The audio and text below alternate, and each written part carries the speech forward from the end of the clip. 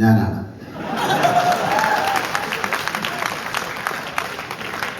നേരത്തെ ജൂഡിന്റെ അടുത്ത് ചോദിച്ച പോലെ ഈ സിനിമയിൽ ലാലേട്ടന്റെ ഒരു വേഷം ഞങ്ങൾ പ്രതീക്ഷിക്കുന്നുണ്ട്. ജൂഡ് അനുമതി തന്നാൽ ലാലേട്ടൻ അഭിനയിക്കും. ഒന്ന് പിന്നെ പറഞ്ഞിട്ട് പോകും. അപ്പൊ ഉണ്ടാവും പ്രതീക്ഷിക്കാം. അറിയില്ല, ഞങ്ങൾ വിളിച്ച് എനിക്ക് ചാൻസ്. Thank you. ലാലേട്ട, ഇപ്പം ഏറ്റവും കൂടുതൽ പ്രേക്ഷകർ ആഗ്രഹിക്കുന്ന പോലെയാണ് നിങ്ങൾ 3 പേര് ഒരു ഫ്രെയിമിൽ വരുന്ന പോലെ ഒരു സിനിമ ഞങ്ങൾക്ക് പ്രതീക്ഷിക്കാൻ സാധിക്കുമോ?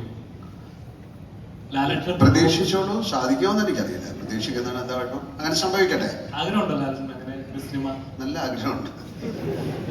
അങ്ങനെ സംഭവിക്കട്ടെ. അങ്ങനെ പറയാൻ പറ്റുള്ളൂ. ആഗ്രഹിച്ചുകൊണ്ട് കാര്യമില്ല. അത് സംഭവിക്കുമ്പോഴാണല്ലോ ആഗ്രഹം സഫലീകരിക്കുന്നത്. നമുക്കത് അങ്ങനെ ഒരു സിനിമ ഉണ്ടാകണം, ഒരു കഥ ഉണ്ടാകണം. ചുമ്മാ ഒരു കഥ ഉണ്ടാക്കിയിട്ട് അഭിനയിച്ചിട്ട് കാര്യമില്ല. അങ്ങനെ ഒരു കഥ ഉണ്ടാകട്ടെ, അതിനൊരു സംവിധായകൻ ഉണ്ടാകട്ടെ, അങ്ങനെ ഒരു ഭാഗ്യം എനിക്കുണ്ടാകട്ടെ. ഇങ്ങനെ പറയാൻ പറ്റും. Thank you. Any questions? Jude sir. 2018 ശേഷം ഇങ്ങനെ ഒരു ചിത്രം എന്ന് പറയുമ്പോൾ ഓൾറെഡി എക്സ്പെക്ടേഷൻസ് കൂടുതലാണ്. അപ്പൊ ലാൽ സാറുമായിട്ട് ചെയ്യുന്നു. അപ്പൊ ഈ ആ ഒരു ഫാമിലിയിലേക്ക് പോകേണ്ടതിനോട് ഓൾറെഡി ഒരു പ്രഷർ ഉണ്ടാവും. അപ്പൊ ഇത്രയും വലിയൊരു ക്രൂവിനോട് ഞങ്ങൾക്ക് തന്നെ കാണുമ്പോൾ ഒരുപാട് എക്സ്പെക്ടേഷൻസ് കൂടുവാണ്. ഒരു ഓവർവെയിറ്റ് ആയിട്ട് ഫീൽ ചെയ്യുന്നുണ്ടോ? ഒരിക്കലും ഇല്ല. ഞാൻ എൻ്റെ ഒരു സിനിമയും ആരും പ്രതീക്ഷിക്കാറില്ല. അതുകൊണ്ട് എനിക്ക് വലിയ ടെൻഷനൊന്നുമില്ല. ഇത് ആക്ച്വലി കഥ തന്നെയാണ്. ഞാൻ എല്ലാ സിനിമകളും ചെയ്യുമ്പോഴും 2018 സിനിമ ചെയ്യാൻ കാരണം വീട്ടിൽ വെള്ളപ്പൊക്കം വന്നുകൊണ്ടാണ് അങ്ങനെ സിനിമ ഉണ്ടായത്. കാരണം ആ സമയത്ത് ഞാനൊന്നും അറിഞ്ഞില്ല. അതുപോലെ ഒരു നല്ലൊരു കഥയാണ്. ലിനീഷ് ബാല എന്ന് പറഞ്ഞ പുതിയൊരു എഴുത്തുകാരാണ്. അദ്ദേഹം ഇവിടെയുണ്ട്.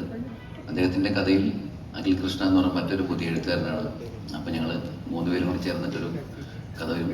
എനിക്ക് തോന്നുന്നു ഇത് കോവിഡ് സമയത്ത് വന്നൊരു കഥയാണ്. അതിനുശേഷം പല രീതിയിൽ ഇതിന് മാറ്റങ്ങൾ വരുത്തി. അപ്പോൾ ചേച്ചിയുടെ ഭാഗത്തു നിന്നായാലും അനുജൻ്റെ ഭാഗത്തു നിന്നായാലും ലാൽസാറിൻ്റെ ഭാഗത്തു നിന്നായാലും എല്ലാം കൃത്യമായ എന്താ പറയുക, ആ കഥയിൽ സംഭവിക്കുന്ന ഓരോരോ കാര്യങ്ങളെക്കുറിച്ച് ചർച്ച നടത്തി നല്ല ഹോംവർക്ക് ചെയ്തിട്ടാണ് ഈ സിനിമ ചെയ്യുന്നതെന്നാണ് എൻ്റെ പൂർണ്ണമായ വിശ്വാസം. അതുകൊണ്ട് നമ്മൾ ഓരോ സിനിമയ്ക്കും ഓരോ അപ്രോച്ച് ആയിരിക്കും. 2018 കഴിഞ്ഞു പോയി. അതിനുശേഷം മറ്റൊരു സിനിമയും എനിക്കൊരു സിനിമ ചെയ്യാൻ തോന്നുമ്പോൾ മാത്രം, പട്ടണയാകുമ്പോൾ മാത്രം സിനിമ ചെയ്യുന്ന ഒരാളാണ് ഞാൻ. അതുകൊണ്ട് എനിക്ക് ടെൻഷനൊന്നുമില്ല. ഇതൊരു ചെറിയ സിനിമയാണ്. നേരത്തെ വൈശാഖട്ടൻ എനിക്കൊരു പണി തന്നിട്ട് പോയി. ഇതൊരു ആക്ഷൻ സിനിമയാണെന്നൊന്നും ആരും വിചാരിക്കരുത്. ഇതിനകത്തൊരു ആക്ഷൻ ഉണ്ട്, പക്ഷെ ഒരു ആക്ഷൻ സിനിമയൊന്നുമല്ല. ഇതൊരു സാധാരണ കുടുംബചിത്രമാണ്. നമ്മുടെ വീടുകളിലൊക്കെ സംഭവിക്കുന്ന ഒരു കഥയാണ്. അത്രയേ ഉള്ളൂ. ചൂസ് ചെയ്യാനുള്ള ഒരു കാരണമുണ്ടല്ലോ ഈ ചിത്രത്തില്, എന്തുകൊണ്ടാണ് വിസ്മയം വന്നത്? അല്ല, എനിക്കത് ഒരു കഥാപാത്രത്തിന് ആപ്റ്റാണോ എന്ന് മാത്രമേ ഞാൻ നോക്കാറുള്ളൂ. ആക്ച്വലി ഇപ്പോൾ എനിക്ക് മായയെ കണ്ടപ്പോൾ ഈ കഥാപാത്രം ചെയ്യാൻ പറ്റിയ ആളാണെന്ന് തോന്നി. പിന്നെ അഭിനയിക്കാൻ അറിയുന്ന ഒരാളാണോ അല്ലെങ്കിൽ നമുക്കൊരു 2 സീനൊക്കെ ചെയ്യിച്ച് നോക്കുമ്പോൾ അറിയാൻ പറ്റും. നിങ്ങളടുത്ത് ഞാൻ തള്ളി മറിക്കുന്നില്ല, ബാക്കി സിനിമയിൽ കണ്ടോളൂ. ലാസ്റ്റ് ഇറങ്ങിയ തുടരൂല് പോലും ലാലേട്ടന്റെ ആക്ഷൻ ഭയങ്കര കയ്യൊടിയോടെ കണ്ടോണ്ടിരുന്ന ഒരു പ്രേക്ഷകരാണ്, സമൂഹത്തിന്റെ ഇടയിലാണ് ഈ ചിത്രം ഇറങ്ങാൻ പോകുന്നത്. അപ്പം ഈ പറയുന്ന പോലെ വിസ്മയുടെ റീൽസിലും കാര്യങ്ങളിലൊക്കെ അതിഗംഭീരമായിട്ടുള്ള ആക്ഷൻ പഠിക്കുന്ന രംഗങ്ങളാണെങ്കിലും ഇതുപോലെ മാർഷൽ ആർട്സ് ഒക്കെ യൂസ് ചെയ്യുന്നതൊക്കെ കണ്ടിട്ടുള്ള ഒരു പ്രേക്ഷക സമൂഹത്തിലേക്കാണ് ഈ ചിത്രം ഇറങ്ങുന്നത്. അപ്പം ആ കഴിവുകളെയൊക്കെ യൂസ് ചെയ്യുന്ന ഒരു ചിത്രമായിരിക്കുമോ?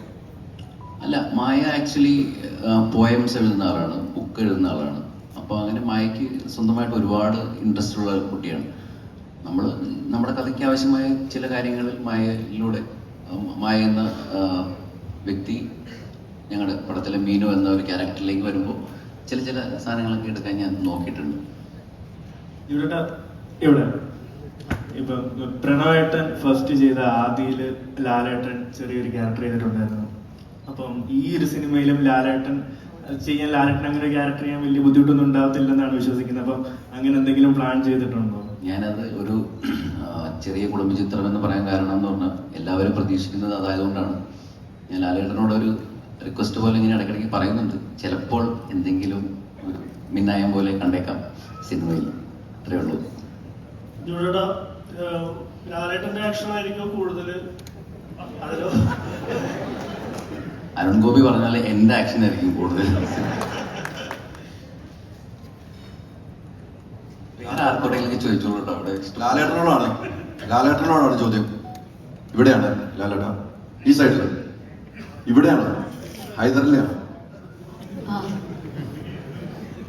ലാലേട്ട എന്തായാലും ഈ തുടക്കം വിസ്മയ ഗംഭീരമായിട്ട് അഭിനയിക്കുന്നത് ആദ്യം പ്രാർത്ഥിക്കുന്നു. ലാലേട്ട, ഈ പ്രണവും വിസ്മയും നേരത്തെ പറഞ്ഞ 6ാം ക്ലാസ്സിൽ ലാലേട്ടന് ബെസ്റ്റ് ആക്ടർ കിട്ടി, പ്രണവിന് കിട്ടി, വിസ്മയുടെ കാര്യം